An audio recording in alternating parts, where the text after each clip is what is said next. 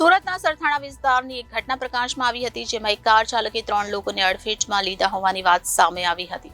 અકસ્માત સર્જાતા એક મહિલાનું ઘટના સ્થળ પર જ મોત નીપજ્યું હતું. કાર ચાલકને લોકોએ પકડી પાડી પોલીસને સોંપ્યો હતો. આ અકસ્માત સર્જાતા તે વિસ્તારમાં અફરાતફરીનો માહોલ સર્જાયો હતો. પોલીસે ઘટના સ્થળ પર પહોંચીને તપાસ શરૂ કરી હતી, જેમાં કાર ચાલક નશાની હાલતમાં કાર હંકારી રહ્યો હોવાનું સામે આવ્યું હતું.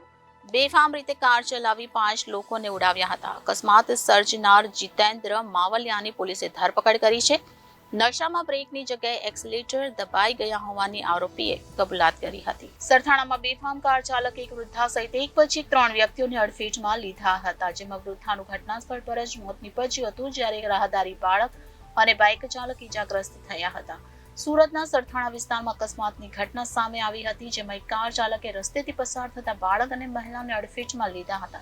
આ સમગ્ર ઘટનાના સીસીટીવી ફૂટેજ સામે આવ્યા છે, તો બીજી તરફ આ ઘટનામાં એક મહિલાનું મોત નીપજ્યું છે. આ સમગ્ર મામલે પોલીસ દ્વારા વધુ તપાસ હાથ ધરવામાં આવી હતી, જેમાં અકસ્માત સર્જનાર જીતેન્દ્ર માવલિયાની પોલીસે ધરપકડ કરી હતી. નશામાં બ્રેકની જગ્યાએ એક્સિલેટર દબાઈ ગયાની આરોપીએ કબૂલાત કરી હતી. હાલ તો આરોપીની ધરપકડ કરી આગળની વધુ કાર્યવાહી હાથ ધરી છે.